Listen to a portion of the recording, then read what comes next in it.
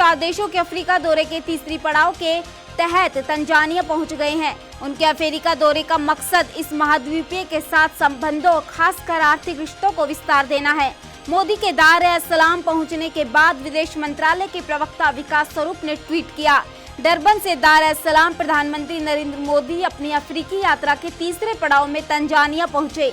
स्वरूप ने कहा कि हवाई अड्डे पर तंजानिया के प्रधानमंत्री कासिम मजालिवा और विदेश मंत्री बर्नार्ड मेम्बे ने मोदी की अगवानी की। तंजानिया में पीएम मोदी राष्ट्रपति जॉन पोम्बे जोसेफ मागुफुली के साथ कई मुद्दों पर बातचीत करेंगे। साथ ही पीएम मोदी यहां एक कार्यक्रम के करीब 50,000 अप्रवासी भारतीयों को संबोधित करेंगे। हिजबुल मुजाहिदीन के कमांडर बुरहान वानी के मारे जाने के बाद कश्मीर घाटी में पैदा हुई तनावपूर्ण स्थिति अभी भी बनी हुई है। विरोध प्रदर्शन के दौरान भड़की हिंसा में मरने वालों की संख्या 12 हो गई है, जबकि 150 से अधिक लोग घायल हुए हैं, जिसमें 60 सुरक्षाकर्मी हैं। पियांग, कुलग्राम, काजीगुंड और श्रीनगर के 11 पुलिस थानों में कर्फ्यू लगा हुआ है। सभी अलगाववादी नेताओं को या तो घर में नजरबंद रखा गया है या हिरासत में लिया गया है। अमरनाथ यात्रा को पहले ही स्थगित किया जा चुका है। कश्मीर में कानून और व्यवस्था की स्थिति को नियंत्रित करने के लिए दिल्ली से अतिरिक्त फोर्स को बुलाया गया है। अधिकारियों ने स्पष्ट कर दिया कि जब तक स्थिति में सुधार नहीं होगा तब तक इंटरनेट की सेवा चालू नहीं होगी। वहीं जम्मू कश्मीर की सीएम महबूबा मुफ्ती घाटी में हुई नागरिकों की मौतों पर गहरा दुख व्यक्त किया।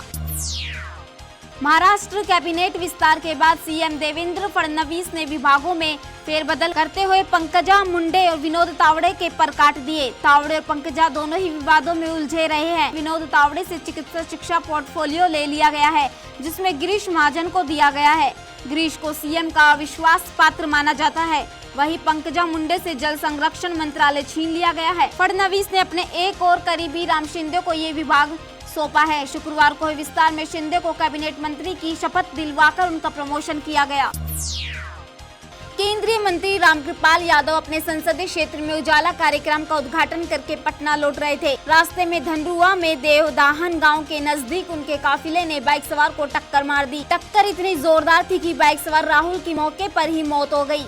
हादसे के बाद स्थानीय लोगों ने शव को पटना गया मार्ग पर रखकर करीब 6 घंटे तक विरोध प्रदर्शन किया। बहुत समझाने के बाद आखिरकार लोगों ने शव को पोस्टमार्टम के लिए ले जाने दिया। रामकृपाल ने इस हादसे को दुखद जताते हुए मृतक के परिजनों के प्रति गहरी शोक संवेदना व्यक्त की। साथ ही उन्होंने राहुल के परिवारों से मिलने की बात कही। उन्होंने कहा कि इस घटना में उनकी सुरक्षा में तैनात 6 जवान भी घायल हो गए हैं। घायल हुए जवानों को नालंदा मेडिकल कॉलेज अस्पताल में भर्ती कराया गया है। जाने माने अर्थशास्त्री और नीति आयोग के उपाध्यक्ष प्रोफेसर अरविंद पनगड़िया ने कहा कि किसी भी सरकार का आंकलन उसके कार्यकाल के दौरान हुई प्रगति पर आधारित होना चाहिए। उन्होंने कहा कि मोदी सरकार की पहल से आने वाले सालों में आर्थिक वृद्धि की रफ्तार और तेजी होगी और गरीबी कम होगी। उन्होंने कहा कि वर्तमान सरकार के मेक इन इंडिया कार्यक्रम के समक्ष कई चुनौतियां हैं। इसके समक्ष बैंकों की दशा में सुधार करना और विनिर्माण क्षेत्र में विकास दर को बढ़ाने की चुनौती दी है, ताकि अधिकाधिक रोजगार के अवसर मुहैया कराए जा सके। नीति के क्रियान्वयन और परिणामों के बीच काफी अंतराल है, लेकिन आने जाने वाले सालों में बढ़ी हुई वृद्धि दर और गरीबी की दर में कमी देखने को मिलेगी। आम आदमी पार्टी के एमएलए नरेश यादव से पंजाब पुलिस की सीआईए स्टाफ के संगरूर दफ्तर में दोपहर 11:30 बजे से लेकर शाम 7:30 तक करीब 8 घंटे तक लंबी पूछताछ की गई। पूछताछ में पुलिस ने नरेश यादव से करीब 100 सवाल पूछे और फिलहाल उन्हें जाने दिया गया है। नरेश यादव ने कहा कि अगर पुलिस उन्हें पूछताछ के लिए दोबारा बुलाएगी तो वे आएंगे, लेकिन उन्होंने पुलिस पर टॉर्चर करने का आरोप लगाया। पंजाब पुलिस ने कहा कि नरेश को फिर से पूछताछ के लिए बुलाया जा सकता है और टॉर्चर करने के आरोप को गलत बताया। पंजाब पुलिस ने नरेश यादव की गिरफ्तारी की संभावनाओं से इनकार नहीं किया है। साथ ही पुलिस की माने तो उसके पास पुख्ता सबूत है जो साबित करता है कि इस मामले में नरेश यादव की मिलीभगत है। ओडिशा के कंधमाल जिले के गुमदुमाहा गांव में सीआरपीएफ और माओवादियों के बीच गोलीबारी में 5 आम लोगों की मौत हो गई थी। मरने वालों में 2 महिलाएं भी थी। सीएम नवीन पटनायक ने घटना की जांच के आदेश दे दिए हैं। घटना उस समय हुई जब क्षेत्र में सुरक्षा बल तलाशी अभियान चला रहे थे। तभी कुतरमगढ़ मालापंगा के जंगलों में गश्त कर रहे जवानों पर माओवादियों ने हमला कर दिया।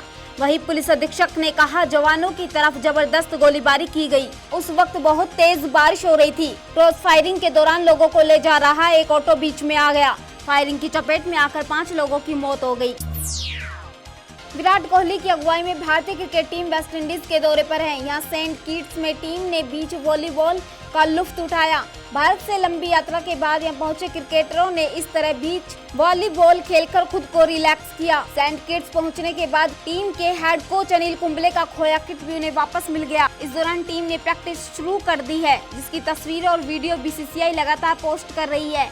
ऐसे ही एक वीडियो में टीम इंडिया के कप्तान विराट कोहली और ओपनर शिखर धवन को कैच लेते हुए दिखाया गया है। इस वीडियो में शिखर धवन अपने बाई और डाइव मारकर शानदार कैच लपक रहे हैं। बांग्लादेश सरकार ने भारतीय सीमा में आतंकवादियों के घुसने की आशंका जताई है। इस संबंध में बांग्लादेश सरकार ने भारत सरकार को 10 संभावित आतंकी लिंक की एक सूची भेजी है। सभी भारतीय सीमाओं को इन आतंकियों की फोटो और संभावित जानकारियों के माध्यम से अलर्ट कर दिया गया है। माना जा रहा है कि ये आतंकी 1 जुलाई को ढाका में हुए आतंकी हमले से जुड़े हो सकते हैं। इनके द्वारा कहीं पर हमले किए जाने की संभावना से इनकार नहीं किया जा सकता। इस महीने के 1 तारीख को बांग्लादेश की राजधानी ढाका के उच्च सुरक्षा वाले राजनायक क्षेत्र के एक लोकप्रिय रेस्तरां में आतंकवादियों ने निर्मम हमले में 20 विदेश नागरिकों की हत्या कर दी थी।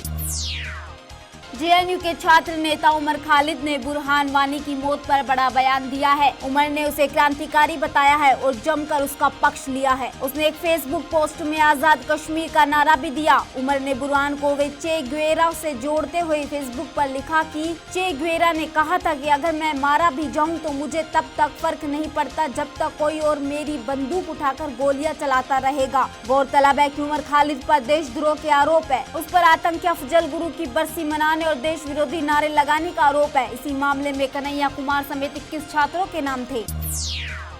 अमरनाथ यात्रा रविवार को लगातार दूसरे दिन भी बाधित है। जम्मू से घाटी में किसी भी तीर्थयात्री को जाने की अनुमति नहीं है। एक वरिष्ठ पुलिस अधिकारी ने बताया कि किसी भी तीर्थयात्री को कानून और व्यवस्था की स्थिति बनाए रखने के लिए रविवार को जम्मू के भगवती नगर यात्री निवास से कश्मीर जाने की अनुमति नहीं दी जाएगी।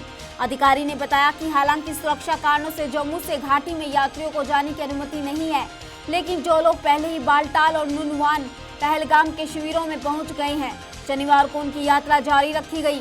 गौरतलब है कि अनंतनाग जिले में सुरक्षा बलों के साथ मुठभेड़ में शनिवार को हिजबुल कमांडर बुरहान वानी को मार गिराया था, जिसके बाद घाटी में मोबाइल इंटरनेट सेवाएं बंद कर दी गई।